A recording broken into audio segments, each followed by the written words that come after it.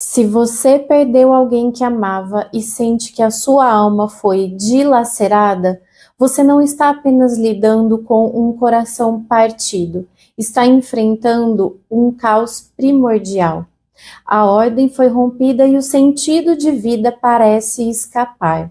Mas há uma saída, e ela começa por olhar diretamente para a dor. Ninguém amadurece sem sofrimento, e o sofrimento do amor é o mais nobre, porque nos arranca do teatro, das aparências e nos força a encarar a verdade da alma.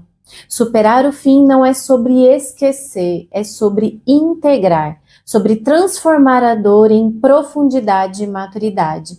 E é o momento mais fértil para se tornar quem você é realmente. Então hoje eu quero conversar com você sobre como superar o fim de um relacionamento, como superar a dor de perder alguém que a gente ama. Então, para começar falando sobre isso, vamos falar da rejeição e da ilusão da autoimagem. Quando você é rejeitada ou rejeitado, você não está apenas perdendo alguém, você está vendo ruir o seu modelo de valor.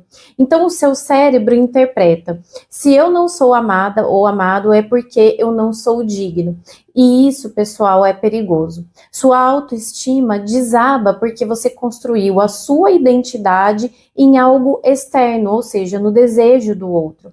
O amor que depende do olhar do outro não é amor, é vaidade. E assim, a outra pessoa te deixou? Então o que foi embora foi a máscara e agora você tem a chance de descobrir quem é sem ela. Então nós aqui sabemos que quando algumas pessoas perdem alguém que ama, sente também que perdeu o chão. Mas eu digo para você que esse chão era falso, porque ele estava construído sobre a validação alheia. O que precisa nascer agora é a autonomia emocional. Então nesses momentos, nós passamos por fases de dor. E eu vou falar sobre essas fases aqui e como você pode enfrentar cada uma delas. A primeira fase é a devastação, não é? Você se identifica? Isso é a desintegração do mapa cognitivo. Então o cérebro, ele não sabe mais o que fazer. Você perdeu o seu ponto de referência emocional.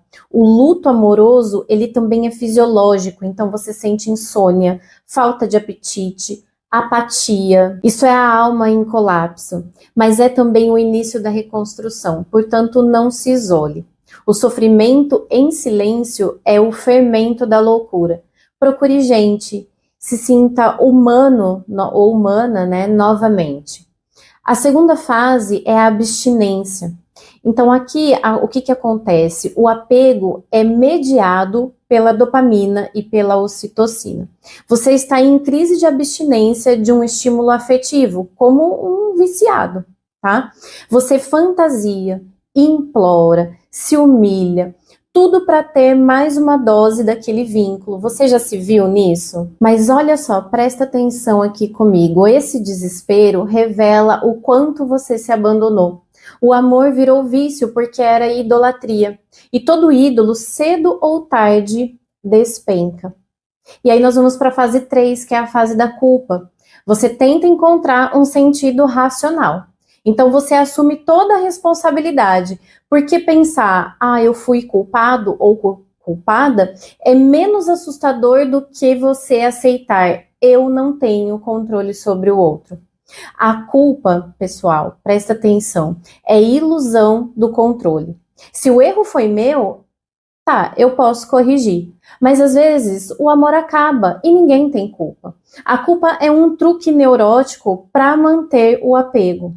Só que também, se você olhar com mais atenção, essa também pode ser a chance de você olhar para suas imaturidades sem se afundar nelas.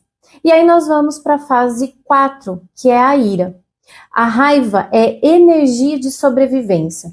Então, quando ela é bem canalizada, ajuda a reconstruir limites e identidade. Você quer emagrecer, mudar o cabelo, mostrar que está por cima. Isso é reativo, mas também é útil se você pensar bem, desde que vire impulso de evolução e não de vingança. Isso não. O ódio revela que você ainda está ligado ao outro, ou ligada, né, ao outro, mas ao mesmo tempo é o início da libertação. E aqui, então, eu digo para você, deixa arder, mas não queime o seu caráter. E aí nós vamos para a fase 5, a superação. A verdadeira superação é quando você reintegra a experiência na narrativa da sua vida. Você não nega a dor, você a transforma em sabedoria.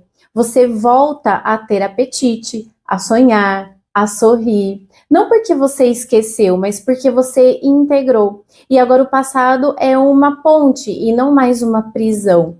Quando o amor não dói mais, é porque você o converteu em lucidez. O outro virou memória e não é mais uma ferida. Eu costumo dizer que existe uma espiral do luto e você tem o direito de sentir.